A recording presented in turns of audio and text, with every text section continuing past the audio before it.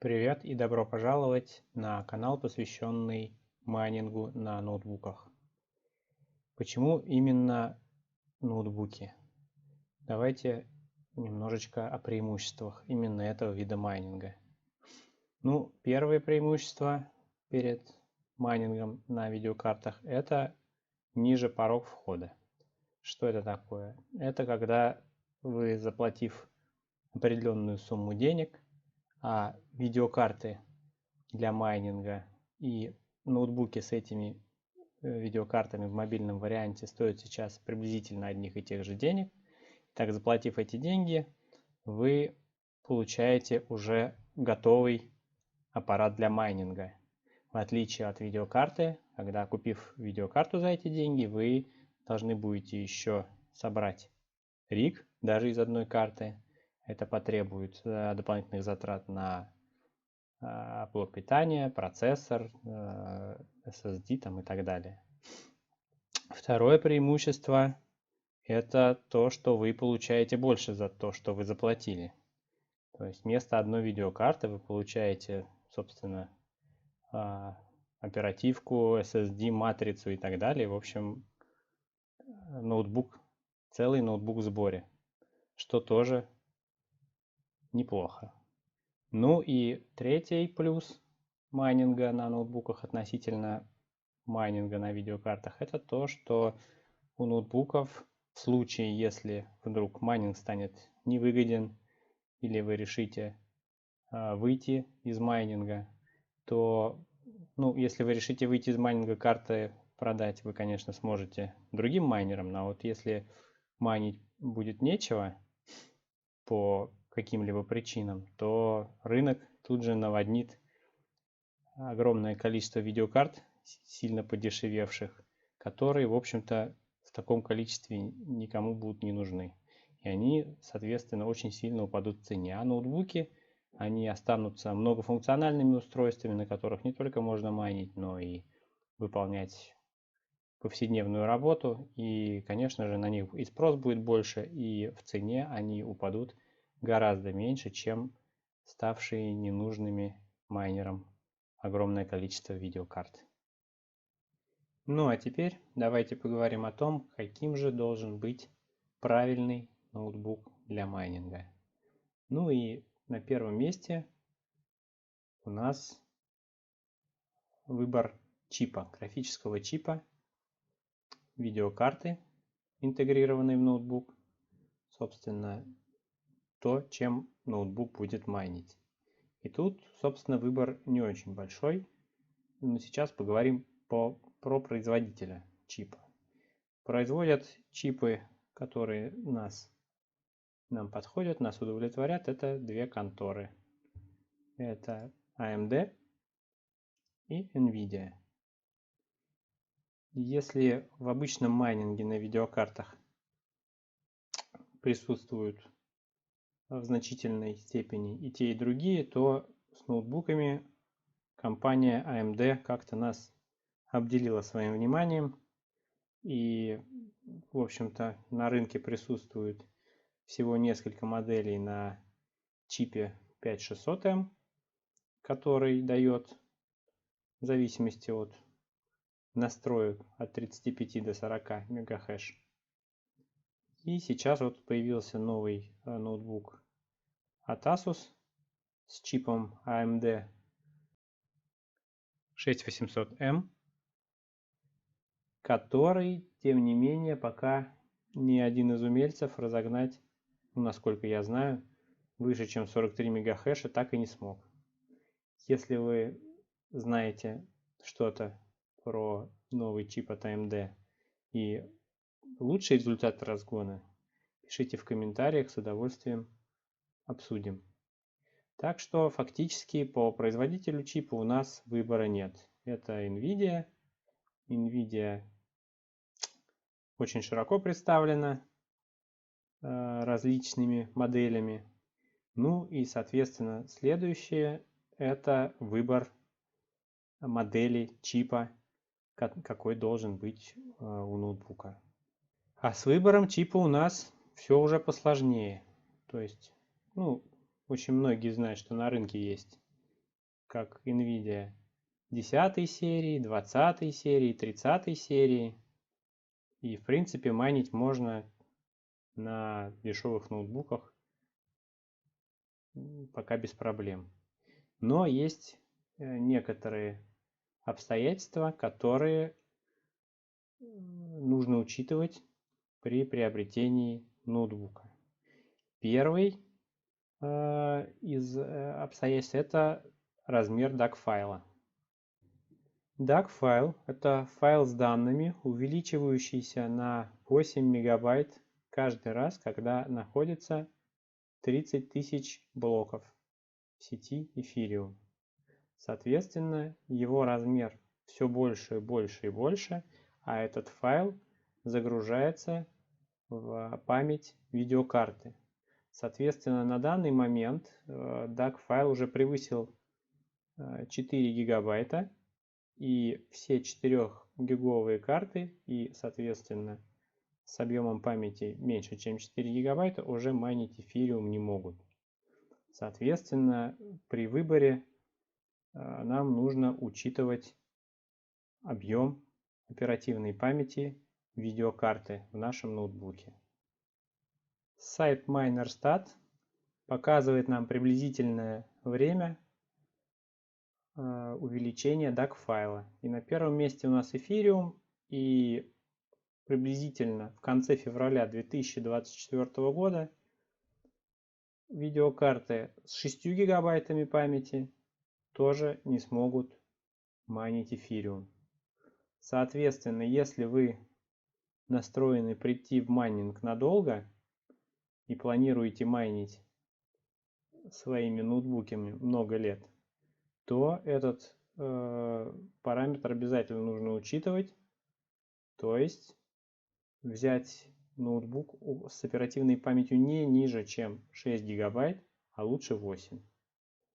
Теперь, что касается выбора чипа, с которым я бы рекомендовал покупать ноутбук. Как известно, мы планируем через какое-то время этот ноутбук продавать. Пока непонятно, через сколько он выработает возможность приносить хорошие деньги. Но я думаю, что года через 3-4 надо ноутбук уже продавать и покупать вместо него новый, потому что ничто не вечно. И работа с постоянной стопроцентной нагрузкой на видеочип и видеопамять 24 часа в сутки, оно, конечно же, для ноутбука не самое лучшее. Поэтому надо подумать заранее о том, что будет представлять собой ноутбук через то время, которое он будет на вас работать. И если ноутбуки с чипом 30 серии, то есть самый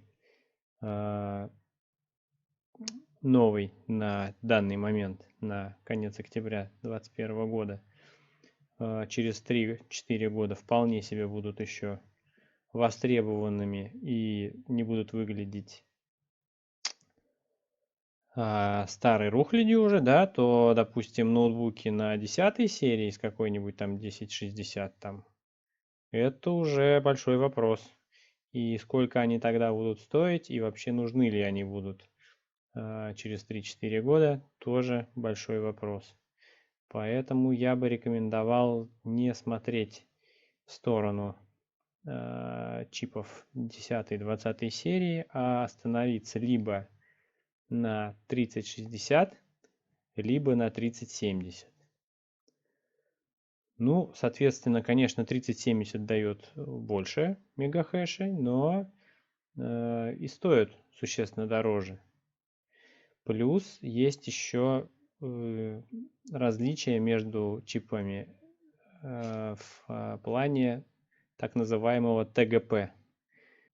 ТГП – это, в общем, мощность видеокарты, и некоторые производители на разных уровнях своих ноутбуков ограничивают максимальный ТГП по-разному.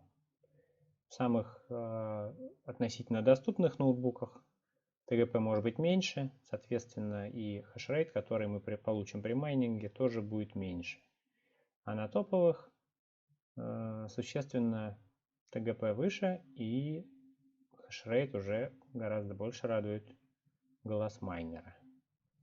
То есть фактически у нас есть 4 варианта. 3060 с низким ТГП, 3060 с высоким ТГП, ну и соответственно 3070 с низким ТГП и 3070 с высоким. 3060 с низким ТГП майнит приблизительно около 38 мегахэш. 3060 с высоким ТГП майнит приблизительно около 50 мегахэш. Соответственно, 3070 с низким ТГП майнит столько же, сколько 3060 с высоким. То есть те же самые около там 50 мегахэш. Ну и топ, как говорится, это 3070 с высоким ТГП майнит от 65 до 67 мегахэш. Низким ТГП принято считать мощность ниже 100 Вт, а высоким ТГП то, что больше 100 Вт. Внимательный зритель справедливо заметит, а что же ты не сказал ничего про модель 3050 и 3080? Они же тоже существуют. Существовать-то они существуют, только для майнерских целей и задач не очень подходят. 3050 слишком урезан для нас, а 3080 в нынешнем своем состоянии майнит ровно столько же, сколько 3070, но ноутбуки с ним стоят дороже, электричество он жрет больше и, соответственно, нагревает больше ноутбук. То есть смысла в 3080 в переплате за него вообще никакой на данный момент нет. И вот тут, казалось бы, бери 3070 с высоким ТГП и майни себе на здоровье. Но здесь, мне кажется, прежде всего нужно смотреть не на количество мегахэш, а на соотношение, вернее, за цену, сколько рублей вы заплатите за 1 мегахэш мощности. И вот тут могут быть нюансы, потому что самые быстрые, самые мощные ноутбуки, они всегда самые дорогие и не всегда самые эффективные в плане именно этого параметра рублей за мегахэш. Поэтому просто возьмите стоимость ноутбука. Прежде всего, конечно, вам нужно узнать, сколько мегахэш именно этот ноутбук с этим чипом и желательно еще с этой видеопамятью, сколько он выдает. И, соответственно, разделить, чтобы получить цифру, сколько рублей вы заплатите за мегахэш. Если цифра меньше 2000, это считайте на данный момент очень шоколадное предложение. Если там 2200, 2300 за мегахэш, ну, это как бы сейчас средняя цена. То, что уже там 2400, 2500, но это уже дороговато. Вот, собственно, на данный момент этими цифрами можно вполне оперировать для того, чтобы выбирать себе ноутбук для майнинга. Ну что же, с видеокартой, которая должна быть в ноутбуке, с ее мощностью и с моделью, с производителем мы определились. Теперь, можно сказать, мы на финишной прямой, нужно определиться с производителем всего ноутбука. И начнем мы с Acer.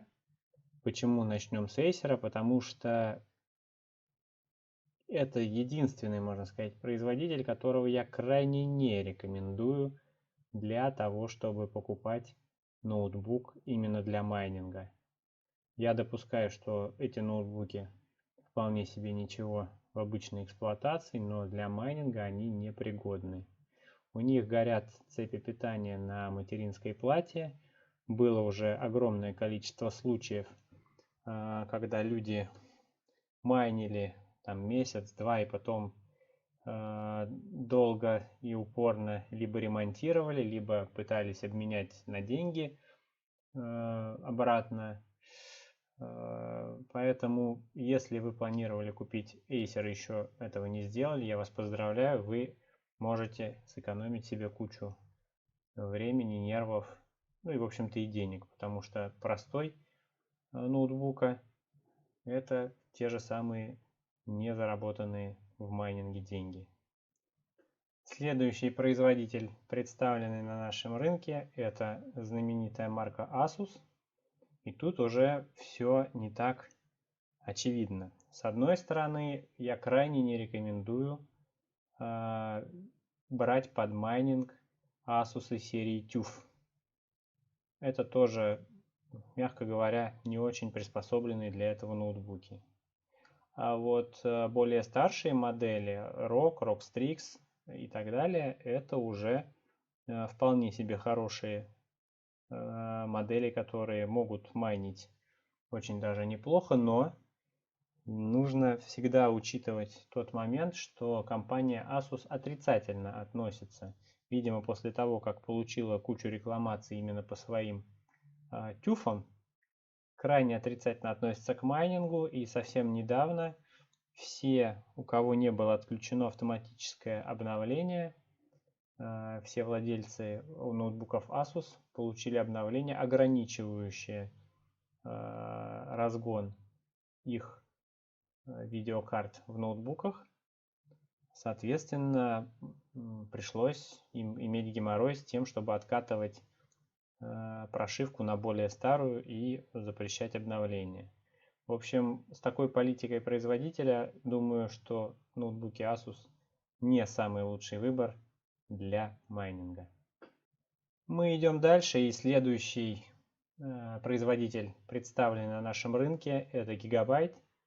Что тут можно сказать? В принципе, сказать очень мало чего можно, потому что моделей очень мало представлено, статистики по ним пока мало, то есть те люди, которые их купили и на них майнят, пока, в общем-то, особо не жалуются, но их очень мало и мало времени прошло. Поэтому, скажем так, ну, если нет других вариантов, то Gigabyte вполне себе неплохо. Если есть варианты производителей, которые пойдут чуть позже, про которые я чуть позже расскажу, лучше, наверное, предпочесть их. И открывает тройку производителей вполне себе пригодных ноутбуков для майнинга у нас HP. Их довольно много разных моделей. Единственное, что довольно редко встречаются модели с высоким ТГП. Поэтому, с другой стороны, если стоимость хэша приемлемая, то ноутбук от HP вполне себе неплохой выбор. Так что обратите внимание на эту марку. На втором месте у нас производитель ноутбуков Lenovo. Замечательные ноутбуки, надежные, с очень хорошей системой охлаждения, отличная гарантия, которую можно продлить до 3, а то и до 4 лет, что вообще в нынешние времена больше никто такого не предлагает. Единственный минус, сейчас я говорю исключительно о майнинге, единственный минус, что память Samsung наиболее быстрая, шустрая и подходящая для майнинга в ноутбуках от Lenovo встречается все реже. Поэтому, если вы, допустим, покупаете 3070 ноутбук от Lenovo с памятью Samsung, вы можете выжать из него 67 мегахэш. А если там стоит память Micron или Hynix, то больше 60 вы никак не выжмете. Более того, ваш ноутбук при этом будет потреблять больше электроэнергии. Поэтому это единственный минус. Но опять же, смотрим на стоимость мегахэша. Бывает такое вот, например, вчера чуть было не успел купить за 133 тысячи был 3070 Lenovo. И, в общем, даже если 60 мегахэш все равно в нынешних реалиях это была очень хорошая цена за ноутбук, но пока я там что-то думал, и они моментально были распроданы, то есть хорошие модели на полках магазинов не залеживаются. Ну и лидер нашего хит-парада – это компания MSI, а конкретно ее модель GP66 Leopard. Эта модель еще 10-й генерации, то есть с процессором Intel 10-го поколения, появилась в начале 2021 года и показала на тот момент замечательные результаты по майнингу, то есть на ней там стоит исключительно память Samsung, то есть если ты покупаешь Leopard, ты можешь быть уверен в том, что 67 мегахэш этот ноутбук тебе даст. Более того, в нем замечательная система охлаждения, которая справляется с большой жарой.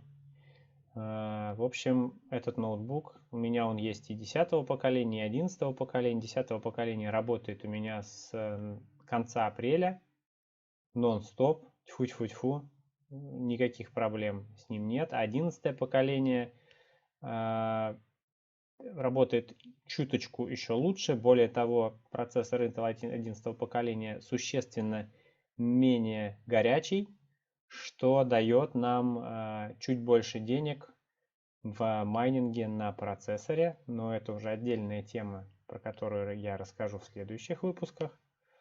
Вот. Так что, если вы увидите в продаже GP66 Leopard, а он еще сейчас кое-где остался, то, в общем-то, если вы можете себе его позволить, то это прям вот один из самых лучших ноутбуков для майнинга на данный момент. Ну и в заключение я хотел бы несколько слов сказать об экономической составляющей майнинга, об окупаемости и о рисках, которые могут подстерегать майнера. Ну, ни для кого не секрет, что одной из самых выгодных монет, ну, в общем-то, самый выгодный на данный момент криптомонет, которые можно майнить на видеокартах, ну и, соответственно, на видеокартах ноутбуков, это эфириум. Эфириум давным-давно грозится перейти на так называемый POS, то есть это алгоритм, когда не нужен будет майнинг. Соответственно, ну, они переносят все этот переход на POS все дальше и дальше, но когда-нибудь он случится. Причем по последним каким-то вот данным это должно случиться уже в следующем году в середине. То есть всегда нужно быть готовым к тому, что майнить эфириум больше не получится. Ну, это не крах всего, да, всех надежд. Майнить можно любые другие монеты. Вопрос в том, что майнить их можно будет, получая меньший доход, плюс все мощности, которые освободятся от майнинга эфира, если они начнут майнить какую-то другую монету, совершенно непонятно, что будет и со стоимостью этой монеты. Поэтому насколько упадут доходы майнеров, когда все-таки этот POS вступит в силу, никто предсказать не может. Это первый момент. Поэтому, например, брать ноутбук в кредит для майнинга, особенно если этот кредит для вас какие-то существенные деньги, которые вы не сможете отдать, если вдруг что-то случится с тем же POS там, или еще с чем-то таким, то я бы крайне не рекомендовал бы брать ноутбук в кредит. Понимаете, тут получается, что вот, ну, в данный момент, допустим, у меня леопарды, которые работают с конца апреля, они приносят приблизительно 10 тысяч рублей в месяц. Ну, вот по средней цифре. Соответственно, окупаемость у них приблизительно 16 месяцев, то есть чуть меньше, чем 1,5 года. Конечно, это цифры сами по себе хорошие, красивые, но и риски соответствующие. Поэтому входить в майнинг, покупать ноутбуки с уверенностью, что они обязательно окупятся через 1,5 года или приблизительно в такой срок, ну, я бы сказал, это чересчур оптимистично. Нужно всегда об этом помнить. Ну что же, на сегодня, пожалуй, все. Надеюсь, прояснил несколько ситуацию для тех, кто только хочет влиться в наши стройные ряды майнеров. В следующий раз мы поговорим о том, как настраивать ноутбуки для майнинга, как и что майнить, где майнить. Так что, если вам понравился этот ролик, поставьте лайк, подпишитесь. Ну и до новых встреч. Будут вопросы, пишите в комментариях. Пока-пока.